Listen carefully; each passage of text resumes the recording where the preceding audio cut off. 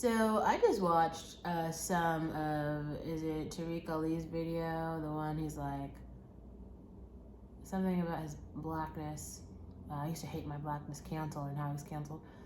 I don't know why that was like, that also came up on my feed this week. Um, and I think some things are so funny. Like, the one thing I think it's useful to context this with understanding what a troll is. Like, there are some people, and it's not like he would make it seem like it was just this thing that like, oh, like teenagers do, and they're just trying to be like problematic. It isn't. There's actually a lot of people in the adult world who do it. It's just like people are just looking for garbage. Like they're looking for anything you did wrong. Oh, did you get a parking ticket? Okay, I'm gonna exploit that. Oh my god. Okay, did you like break up with your husband? Okay, I'm gonna exploit that. Oh, do you like hate your best friend from second grade? Okay, I'm gonna exploit that. It isn't just like he was specifically talking about like these issues that he had with people, making or okay, so no, so he basically had some tweets that were pretty dark tweets where he was talking about like dark skinned black women, and then also I thought it was really interesting. He considers himself lighter skinned. Um, yeah, I personally don't try to enter the light skinned, dark skinned conversation too much. I don't. I personally identify as dark skin or brown skin, but to each his own. I, man, I couldn't even. I don't know how to. Wow. Anyway, but he had this tweet or whatever, or that was like, oh, dark skinned women are rank and they're all dirty or something. And yeah, that's pretty mean. But I will say, like, simply apologizing for it, I don't think is like useful because like the reason that tweet is offensive, and he actually says this later on in his video. He's like, the only reason you can actually make a joke is because there's like context and like some truth there. If there was no truth there, the joke wouldn't be funny and it wouldn't be logical. So he gives the example of like him taking a test and then being like, I always get A's on tests, so if someone were to make a joke that I was going to fail the test, it wouldn't really be funny because, like, I've never failed a test. I was like, that's true. So, I mean, to be real, right, like, there are some black women, and they're not all dark skinned, that's for sure, who smell bad and are rank. Like, not all of them, but there's a lot of people, and this isn't just, like, the black community, but I think with, like, smoking culture in general, right? And this could be smoking cigarettes, marijuana, whatever. So many women, men, young people, and I won't say that they're all black, but I will say quite a lot of black people, people in the black community smoke weed, smoke cigarettes, do drugs and things like that, right? And they don't like keep up with their like hygiene is about like washing clothes, washing your hair, okay, washing your nails, really getting in there. So, I mean, just being like I would say being proximal, okay, so to people in the music industry, they probably do more drugs than the people who are walking around smelly, but they also bathe. And it's not just bathing, it's like washing your clothes, brushing your teeth, washing your face. Just keeping that routine. Like, if you want to get fucked up, fine. Change your clothes and wash your clothes. You can't, like, get fucked up and then, like, just not. That's the thing about poverty. It's like when you're impoverished, you don't have enough resources to like scour them on meaningless things. Like you might only have enough money for a certain amount of laundry detergent, so you can't just go get completely fucked up and then go out into the world smelling rank. Like smelling rank is a thing. There are members of the black community who smell rank, and it's because they smoke and they don't wash their clothes and they don't like wash themselves. Okay, I don't know. That is the thing. So what he's saying as it was offensive, and I think he was trying to make it like maybe when he was young he didn't understand a lot of context behind it. So he was just saying, "Oh, this is a dark skinned woman problem." Like, it isn't. It's just like a how do you say like a drug abuser person who doesn't have proper hygiene problem. That is certainly not specific to dark-skinned women. There were actually some very lighter-skinned women who came into a bar I was working in, and they were so rank that all of my coworkers like were telling me about it. Like, Olivia, you help them. These bitches are rank, and I was just like, here we go. I was like, but they're very, very light-skinned black women who smell awful, just very bad. So, but his video is about the colorism part, so I guess I feel like I've covered that. But there's other things that he talked about. So there was another tweet that I guess he made where he was like, I want to be raped by Drake and Trey songs. I don't even know how to, that was just,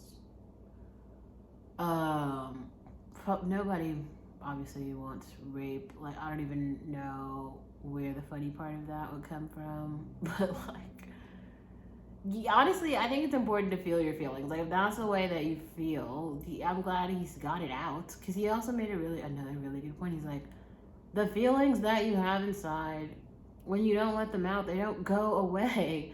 So all these people have these thoughts of like, these things that they think and feel, that if they don't say them, that's just gonna get better and go away. And that's just never the case.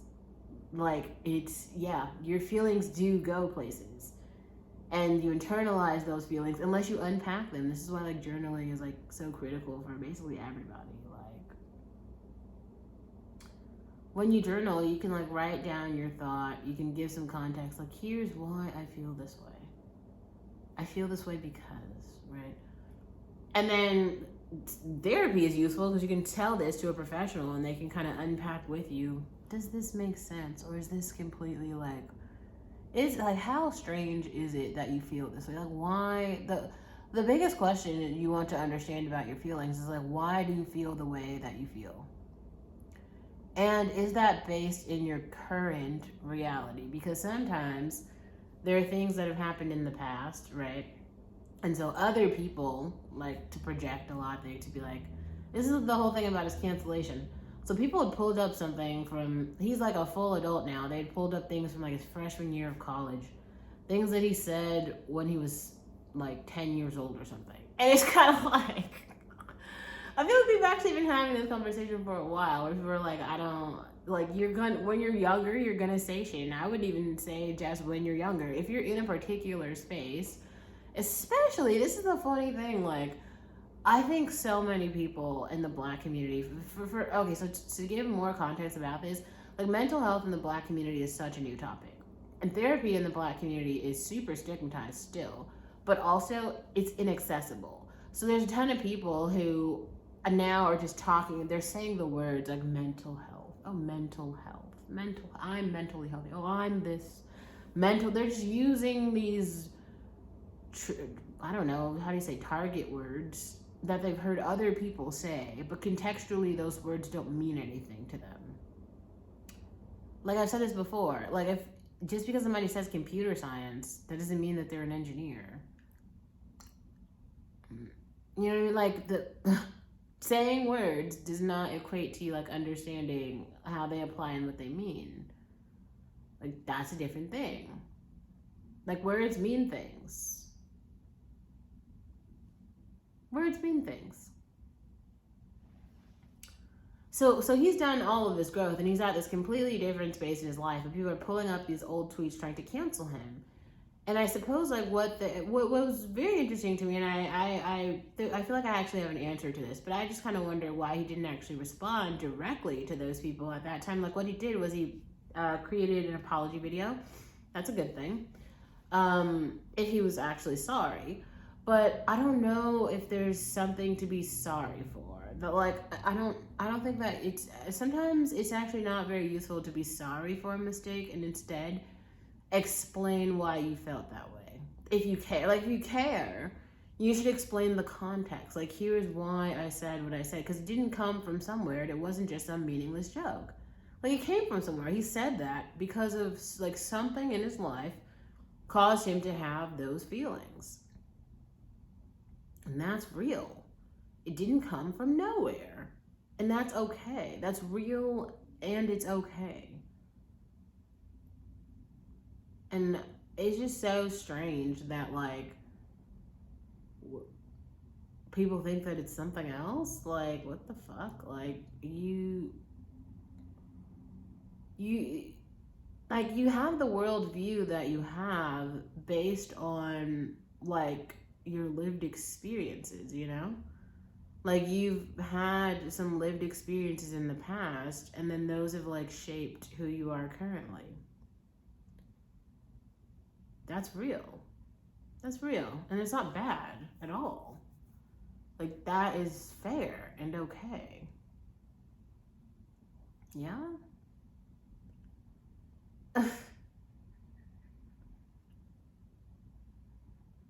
It's so strange. Like, and oh, so I was going back to the comments that he made about the R, we'll say R, right? And here's something that I thought was very interesting, and I wonder why he doesn't actually talk about this. So Tariq Ali is a gay man, okay. But also he talked about how growing up he was like sexually assaulted by his stepbrother repeatedly. And he said it so quickly, okay? He literally said it in like 5 seconds. He was like, I blah, blah, blah, blah, blah, blah, and then just keeps on talking about all this other stuff. So he like completely brushes past that. And I read an article. This is, guys, remember when I was in San Francisco and I was like sitting under the bridge and I was just like reading some of the articles just from that particular day from Blavity, and I was like, here's what's going on. One of the articles was about like how there's this like preponderance of black males who are sexually assaulted in adolescence. And it wasn't last year, but it was the year before. I was dating someone. He's like a Native American guy who considered himself black. But he also shared with me that he had been raped by family members. And it was just like, I'm not sure if there are any black guys who have not been raped by family members. And nobody is talking about this. Even Tariq Nasheed is just, or Tariq Ali, he's brushing past this as though it's not like the issue of the time. Like, this is another thing. Like, I'm not a black male.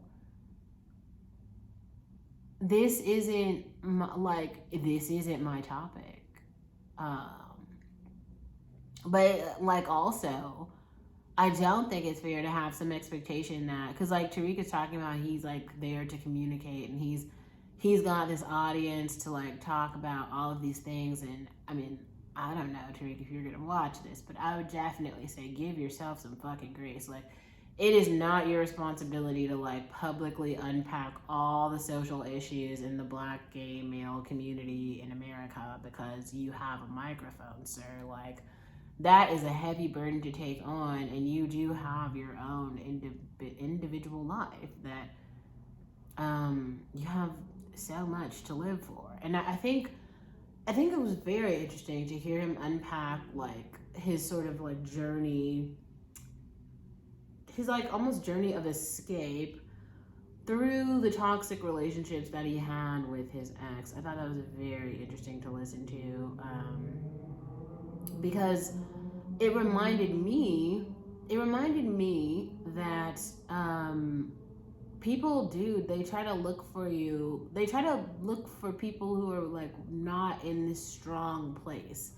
And the thing is, especially being a black person in general in America, but especially being a black woman, everyone's always trying to tell you fake it, fake it, fake it. I really don't think it's worth faking it. Like, I think we have to normalize going out and being like not all the way okay. Like, that's okay. You don't have to be on, every day of the year, all hours of the day, like, that should not be the expectation. I mean, that is just completely unrealistic. Like, nobody's on all day. Nobody's having a great day every fucking day. Like, that isn't real, bro. Come on.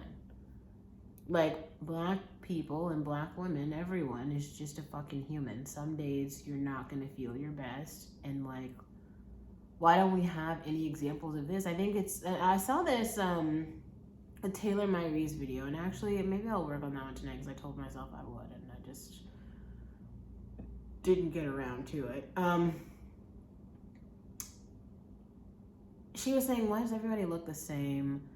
Everybody's got the same face and the same aesthetic, right? It's like the clean girl or the it girl or something. And so she's talking about how some people have this like natural look and like blah blah blah, and then the other girls have the sew-ins and the nails and stuff. And both of these looks are different, but the people are like competing with each other on both sides. Now I've seen this too, and I thought it was very interesting. It was very interesting, especially me, because I feel like I don't fit into either one of those aesthetics. And she made this point, which was so important. She's like, they're just aesthetics. Like, you can legitimately just change your clothes and like, oh, hey, now you fit the aesthetic, right? Like, you can have like curly hair, you can blow your hair out, but it's just hair. Like, your hair doesn't make your person. Your clothes don't make your person. Those are just aesthetics. They're aesthetics.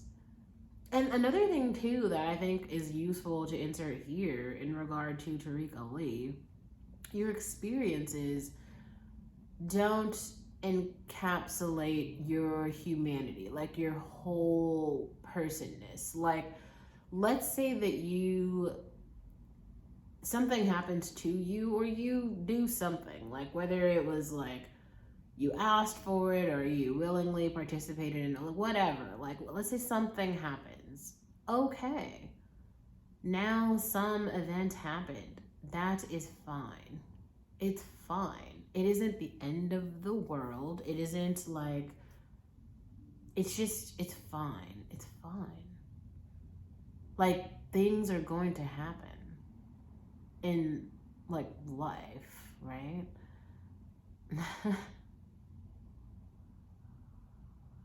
And what you can do is like take control of really like your personal understanding of how you feel about what happened with or to you, and what you, in a perfect world, what you wished the outcome would have been. Unpacking both of those is useful because you stay grounded in the fact that you can talk realistically about the sequence of events and the multiple perspectives, and say like, I was here, it was Saturday, this is what happened. Okay. And then now, obviously, if you're talking about it as something that you wish would have changed, there could have been a better outcome. You want to be able to vocalize what you wish that outcome would have been. Like, well, I ordered, a flaming hot chicken number 4. They gave me a flaming hot chicken number 3. In a perfect world, they would have given me a flaming hot chicken number 4 like I asked for. So the next time, before I walk away from the counter, I'm going to ensure that what I ordered is what I got. You see how like you first you talk about the thing that actually happened, what you expected to happen, and then how you would like change your own personal actions to make sure that the next time you get the outcome that you want. None of it has to be like you being sorry. Like, nobody has to be sorry. Just be serious. Don't be sorry, be serious. Maybe that's what I'll title this video. Don't be sorry, be serious. Like, if you were, especially like, it's so crazy. Like, it really sounds like Tariq grew up in this situation that was like full of trauma, and he did not have the therapy that he needed. He didn't have the emotional support that he needed, but he he got on the other side of that. So how can you expect for him to be in like this extremely healthy space when like he didn't or how can you expect him to have all these really acceptable responses, I suppose. All of these healthy responses when he wasn't in this like healthy environment. Um, that is very strange to me. Like, I don't, how do people come to that expectation? Like, it would be different if, you know, someone has all of the things that they need to succeed and then they don't. Then you might start to wonder, like, what's going on there? But when people don't even have the things that they need to succeed and they have all of the adversity, which it sounds like Tariq actually had, and it's like, you have to give yourself grace. Like, things really do have a purpose and a place. And so when um when you have these like reactions to really like negative